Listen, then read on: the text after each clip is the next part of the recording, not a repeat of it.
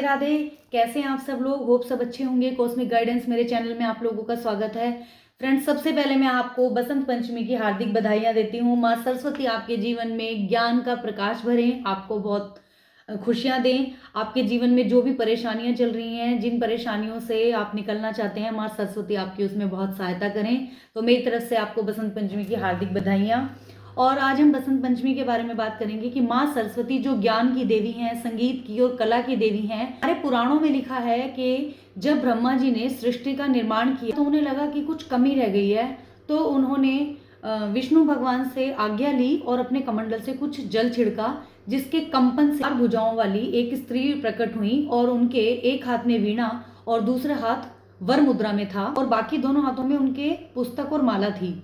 ब्रह्मा जी ने उन्हें वो वीणा बजाने के लिए कहा और जैसे ही माँ सरस्वती ने वो वीणा बजाई, पूरे संसार में एक बहुत ही स्वीट मेलोडियस सी एक साउंड क्रिएट हो गई, जिसमें संगीत फैल गया। कहा जाता है कि उसी मधुर ध्वनि से सारे जीव जंतुओं में, सब प्राणियों में जो हम आवाज बोलते हैं वो उत्पन्न हुई।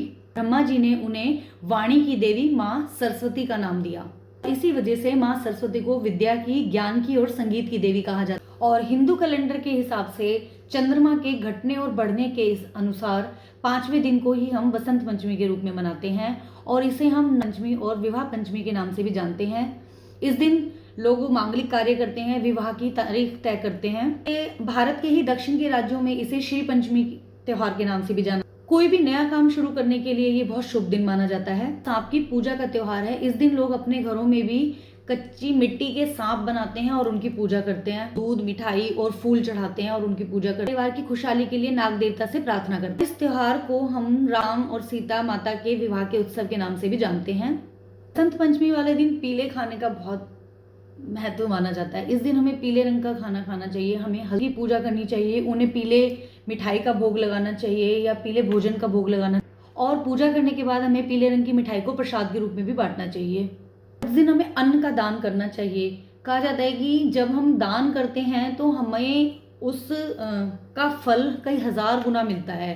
पंचमी वाले दिन अन्न का, धन का दान करते हैं तो हमारे घर के भंडार हमेशा भरे रहते हैं। पीली चीजों के दान का बहुत महत्व है। आप इस दिन पीले रंग की चीजें जरूर दान, पीले वस्त्र पहनिए, पीले वस्त्रों का दान कीजिए, पीली मिठाई का दान कीजिए। अगर आप दान कर सकते हैं, गरीबों को दान कर सकते हैं, मंदिर में जाकर आप दान कर सकते हैं। बसंत पंचमी के दिन माता सरस्वती को पीले मीठे चावल का भोग लगाना बहुत शुभ माना जाता है। माँ सरस्वती को मीठे पीले चावल बहुत प्रिय हैं। आप इस दिन उनके लिए चावल में मेवा और खोया डालकर, थोड़ा केसर डालकर अगर उनके लिए भोग तैयार करते हैं और उनको लगाते हैं तो आपको बहुत अच्छे फल मिलते हैं। उसका कई गुना जाकर आपको उसका फल मिलता है। मीठी बूंदी का भी भोग लगा सकते हैं। आप ज्ञान, बुद्धि, संगीत, वाणी और विद्या की देवी सरस्वती को मंत्रोच्चारण से भी प्रसन्न कर सकते हैं। आप उनकी पूजा कीजिए, सरस्वती की वंदना कीजिए, आशीर्वाद मांगिए कि माँ सरस्वती आपको ज्ञान दें, आपके बच्चों को विद्या दें, आपके जीवन में जो अंधकार है उसको प्रकाश की तरफ ले जाएं। सरस्वती की पूजा कीजिए, उनका दिव्य आशीर्वाद लीजिए और अपने जीवन को प्रकाश की तरफ ले जाइए। मैं आशा करती हूँ कि आप लोगों के जीवन की सारी समस्याएं समाप्त हो जाएं। आप मेरे चैनल कॉस्मिक गाइडेंस को लाइक कीजिए, फॉलो कीजिए, सब्सक्राइब कीजिए और अपने फ्रेंड्स और रिलेटिव्स के साथ शेयर कीजिए। होप मेरी जो वीडियो है आपके लिए इन्फॉर्मेटिव होंगी। राधे राधे। Thank you.